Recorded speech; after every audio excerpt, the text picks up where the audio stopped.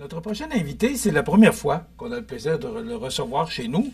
C'est surtout pas un reproche, mais c'est un plaisir de vous recevoir. Sylvain Fauchon, qui est directeur général de Promutuelle Côte-Sud. Bonjour. Bien, bonjour à toi, Michel. Oui, c'est une première, puis j'avais hâte à celle-ci. Bien content de te rencontrer aujourd'hui.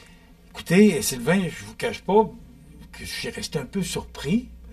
Surpris puis pas surpris de voir l'invitation que vous avez faite à vos membres récemment d'une Assemblée générale extraordinaire pour offrir la possibilité de fusionner Promutuelle Côte-Sud avec Matane-Rimouski.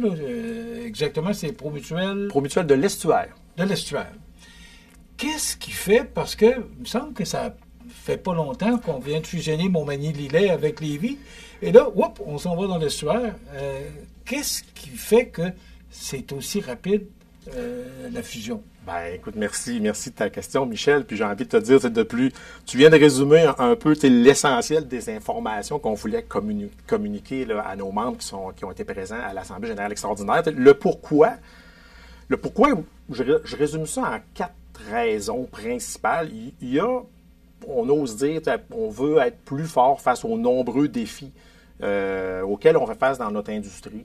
Je le sais qu'on est une industrie privilégiée parce que, comme on dit, tout le monde est obligé de s'assurer, mais on doit faire face à plusieurs réalités qui, je te résume, font en sorte qu'à quelque part, on a besoin d'une certaine masse critique. Donc, ça, raison d'industrie. Il y a aussi la raison, Promutuelle Côte-Sud fait partie d'une fédération, est organisée sous la bannière du groupe Promutuelle. Il y a beaucoup de changements qui s'opèrent, plusieurs réflexions importantes qui ont lieu dans notre fédération. Donc, je pense qu'on a la prétention que le regroupement va nous permettre d'être mieux positionnés dans l'évolution du groupe. Puis j'ai envie de dire les 2 principales raisons, là, qui, en tout cas, à mes yeux, sont au cœur du fameux pourquoi. La première, c'est qu'on veut pérenniser ce qu'on appelle notre modèle de proximité. J'en parle souvent quand je rencontre les membres. On a un modèle qui est bâti sur j'appelle la fibre et la fierté régionale. Et on veut le pérenniser. Donc, on veut se coller sur des gens qui pensent comme nous. Puis la dernière raison, puis moi je dis toujours, il ne faut jamais oublier ça, on est une mutuelle.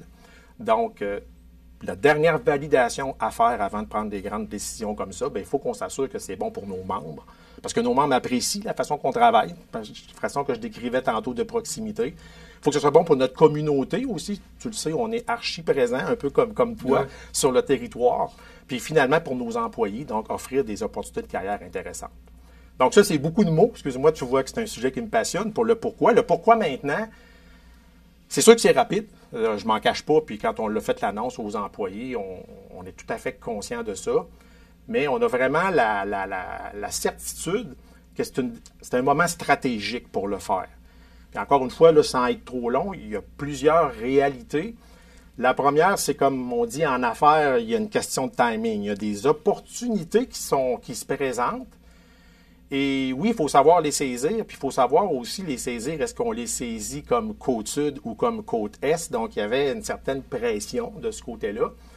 Puis l'autre argument qui est très interne, puis je ne veux pas être trop, comme on dit, détaillé, mais il y a plusieurs projets de nature technologique qui seront déployés au sein du groupe là, en 2025-2026. Puis, comme on dit, si je vulgarise ça là, à l'extrême, c'est que si on ne se regroupe pas maintenant, on va devoir travailler plus fort si on avait décalé notre regroupement. Donc, c'est en beaucoup de mots, Michel, j'ai envie de te dire, c'est le pourquoi, puis pourquoi ça pressait tant que ça. Bon, il y a 1 an et demi, on était Promutuelle Montmagny-Lillet. Depuis 7 ans, on est rendu Promutuelle Côte-Sud. Qu'est-ce que ça change, Sylvain, pour monsieur, madame, tout le monde, les gens qui nous regardent à Saint-Pamphile ou les gens qui nous regardent un peu partout, parce que est-ce que notre bureau-chef est encore à Montmagny? Est-ce que ça change? Est-ce que ça change le fait que l'adresse soit à Lévis ou pour les gens qui nous regardent actuellement? Ben, je te dirais, Michel, justement, j'ai envie de dire, si on fait bien notre travail, puis tu vas venir à date, on touche du bois, mais au niveau Côte-Sud, les 15 premiers mois, on a vraiment confirmé la promesse qui a été faite au moment du regroupement. C'est que si on fait bien notre travail, c'est qu'on va faire encore mieux ce que les gens aiment. Donc, au niveau, comme on dit, au niveau administratif, ce qu'on appelle encore dans le langage un siège social, honnêtement, présentement, Côte-Sud, le siège social est à Lévis. Je ne pense pas que c'est une donnée qui est très importante pour les gens. Je me prends un exemple aussi, des fois on entend le siège des décisions. Moi, j'ai plus de bureau, que je me promène à travers nos 11 bureaux, donc il n'y a pas d'élément là. Mais par rapport à l'approche de proximité, ben, on a 11 points de service suite à la création de Côte-Sud. Et on s'assure de rendre un excellent service de proximité. D'ailleurs, pour l'anecdote aujourd'hui, je ne sais pas ce qui se passe. Il y a beaucoup d'affluence au bureau de Montmagny, duquel je travaillais ce matin. Donc, pour les gens, c'est vraiment, j'ai envie de dire, de se regrouper. Ça vient garantir qu'on va être capable de faire perdurer, puis en tout cas, j'aime l'expression pérenniser dans le temps. C'est un modèle-là, modèle qui est différent, puis je ne porte pas de jugement, là, je le dis souvent encore là pour vulgariser, qui va être différent d'un modèle de centre d'appel à Montréal ou à Québec de 500-600 personnes. C'est pas comme ça qu'on fait des choses, mais si on veut être capable de continuer à le faire à notre façon, ben, il y a des réalités qui nous obligent justement à aller chercher quelques gains d'efficacité pour maintenir cette belle proximité-là là, qui est, à mes yeux, ce qui nous distingue là, dans notre industrie. Vous avez présenté votre projet, l'Espace citoyen, il y a 2 semaines. Comment ça a été reçu des membres? Ça a été bien reçu. On a eu des belles discussions. J'ai envie de dire, comme je te taquinais en réponse à ta première question, là, finalement, ça se résume un peu à pourquoi avec l'estuaire, puis pourquoi maintenant. Donc, c'est la principale question que j'avais eue. Ouais. Tout à fait. Puis je m'étais préparé en fonction de ça. On avait fait le choix 5-6 semaines avant ça, dans le cadre de l'Assemblée générale annuelle. On n'est pas obligé de le faire, mais par souci de transparence, on a parlé du projet, donc parlé des grandes lignes, puis on a fait aussi l'invitation sur place. Donc, lors de l'Assemblée générale extraordinaire, on a repris, si je peux dire, les 3 questions essentielles, puis on est venu fournir plus d'informations, des statistiques. J'aime ça mettre de l'humour un petit peu, donc on a présenté la fiancée, comment elle était belle, et puis comment les ressources qui y travaillent sont mobilisées et compétentes, etc. Donc, mais ce sont les thématiques qui ont été abordées dans l'Assemblée générale extraordinaire. Puis, là, comme tu peux le voir, on commence à se connaître plus. Moi, c'est une des beautés là, de la mutualité, de la proximité avec ses membres. Donc, on a eu des belles discussions. Ça s'est bien passé. Bon, on sait que Promutuelle Montmagny-Lillet, c'est une entreprise qui allait très bien. Promutuelle Côte-Sud, je pense que la fusion, je pense que ça a été très bénéfique et très positif. Vous voyez ça comment avec un autre regroupement? Bien, j'aime imager un petit peu.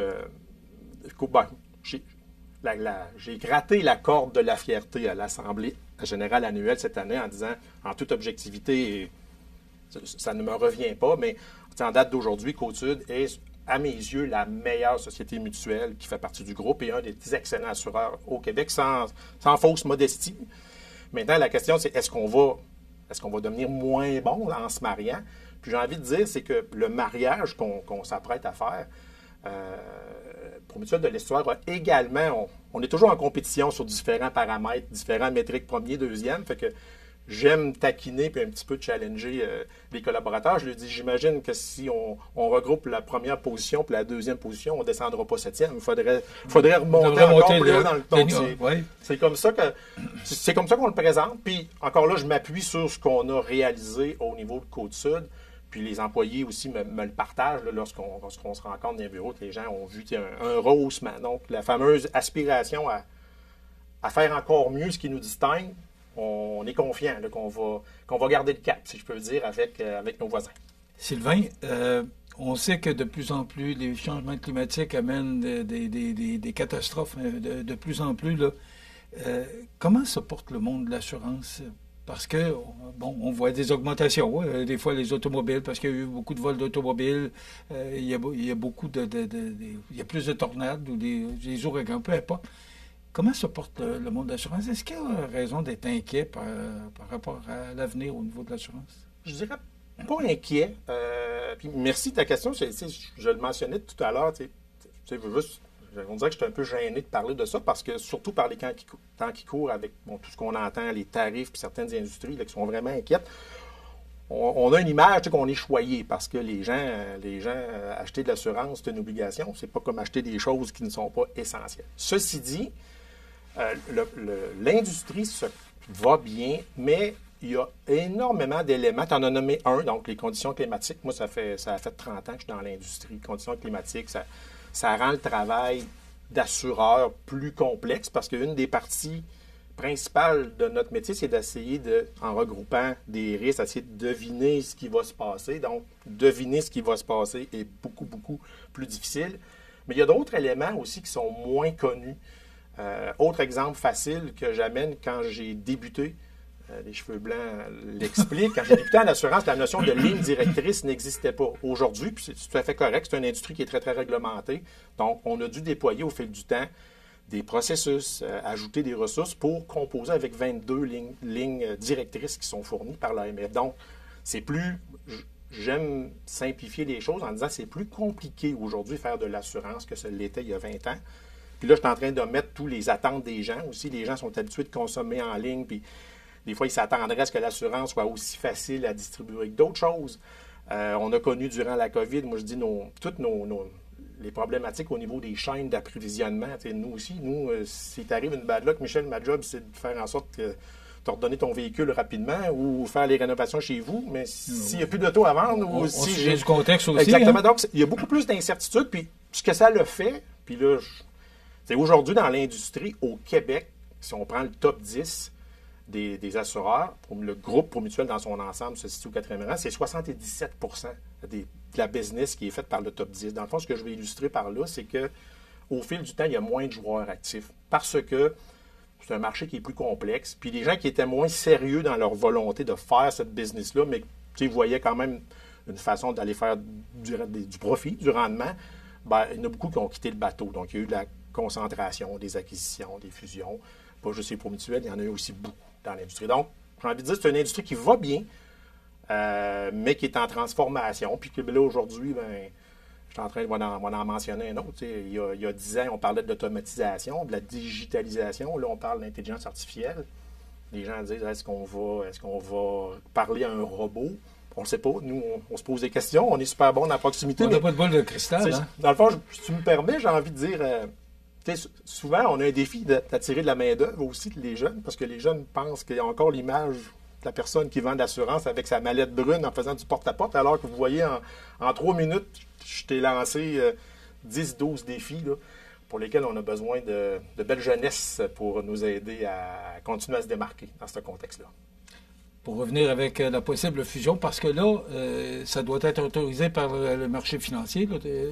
C'est la prochaine étape parce que là, les membres ont accepté. Exactement. Ce qui reste, Michel, c'est très, sans minimiser l'importance, là, c'est très, comment je dirais ça, administratif. Oui, bon, on comprend aussi. Très séquencé. Ouais. Donc, suite à ça, les membres en assemblée ont accepté la convention de fusion et son contenu.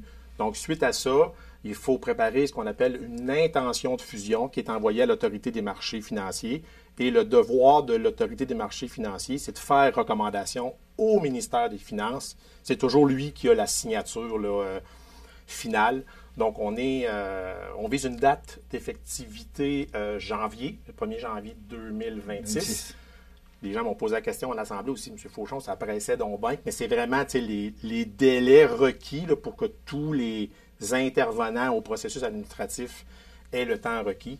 Mais voilà, donc en gros, AMF, recommandation au ministère des Finances. OK. Et rapidement, là, ça se ferait le 1er janvier 2026. Et ce que j'ai compris, c'est qu'il y aurait un directeur ou un co-directeur pour l'estuaire et vous allez demeurer ici pour opérer Promutuel Côte-Sud. Oui, et là, ça va s'appeler comment? Ah, excusez-moi, j'ai oublié de le mentionner. Donc, Promutuel Assurance Côte-Est. Donc, l'estuaire Côte-Sud. Donc, on était créatifs puis on voulait refléter justement les origines de tous les deux. Sur la notion de co-direction, encore là, on me dit souvent que j'ai le plus grand défaut, c'est de la transparence. Donc, je l'ai mentionné aux employés, je l'ai mentionné à l'Assemblée. Donc, c'est un modèle qui n'est pas fréquent, qui n'est pas commun. Puis moi, j'ai même déjà dit à mon conseil, dans un autre contexte, j'aurais déjà dit, pas sûr que c'est une bonne idée. Mais il y a vraiment une réalité particulière. Donc, la taille du défi qu'on a à faire. Et on s'est aussi donné comme défi, moi et M. Éric Drouin, qui est présentement, qui va être le co-directeur général, qui est directeur à l'estuaire, c'est qu'on se fait un devoir aussi de créer une relève rapidement pour que, justement, dans les prochaines années, on ait un bassin de 12-15 personnes sur qui va reposer ce beau projet-là. Donc, co-direction. Donc, à la blague, j'ai dit à mes employés et à mes membres assurés, donc, vous allez être pognés encore avec moi. Ce sera un plaisir. Promutuel Côte-Sud, au niveau de la main-d'œuvre, est-ce que vous avez de la difficulté à recruter comme. Parce que c'est le problème de notre Côte-du-Sud, là. Est-ce que vous avez de la misère à recruter du personnel? C'est un défi, et là, oui, j'ai du bois, je touche du bois. On se tire bien d'affaires. On se tire bien d'affaires. Je fais attention, tu vois, je ne veux pas trop m'en vanter pour pas que ça m'attire. Parce qu'on a vu plusieurs personnes partir chez vous. Mais c'est parce que, oui, ben c'était si tu me permets, je rebondis. Un des arguments qui avait été expliqué lors de la précédente, lors de la création de Côte-Sud, c'était les besoins de main-d'œuvre. Parce qu'effectivement, puis là, je le découvre, c'était particulièrement vrai du côté de Montmagny-Lillet. Il y avait plusieurs ressources clés qui étaient en fin de carrière. Donc, puis je vous dirais, à venir à date, ça va bien. On a une belle attractivité auprès de la main-d'œuvre. Puis là, j'attribue à ça une des raisons. Nos employés sont contents. Les employés sont contents, c'est des gens de la place. C'est la base, hein? Exactement. Puis quand ils en parlent, ben on a une belle capacité de réaction. Mais l'industrie, je le mentionnais tantôt, dans l'industrie, c'est une réalité qui existe depuis longtemps puis qui s'amplifie. On a de la misère à remplir les cohortes d'un cégep pour générer des professionnels capables d'exercer ce métier-là. Mais à Côte-Sud, notre image est bonne, nos employés sont contents. Puis moi, je dis toujours, un employé content, c'est meilleur que n'importe quel chasseur de tête pour trouver des ressources. Sylvain, c'est déjà terminé, mais j'espère que vous allez prendre quelques jours de vacances avant d'embarquer dans ce grand bateau, ce grand et ce gros bateau. On n'y manquera pas. Merci beaucoup, Michel. Vous souhaitez bonne chance. Merci, c'est très gentil. C'est Sylvain Fauchon, qui est directeur général, pour l'instant, de Promutuel Côte-Sud, qui deviendrait co-directeur de Promutuel Côte-Est. Côte-Est. On va s'habituer. Merci. Merci à toi. Voilà, ça complète.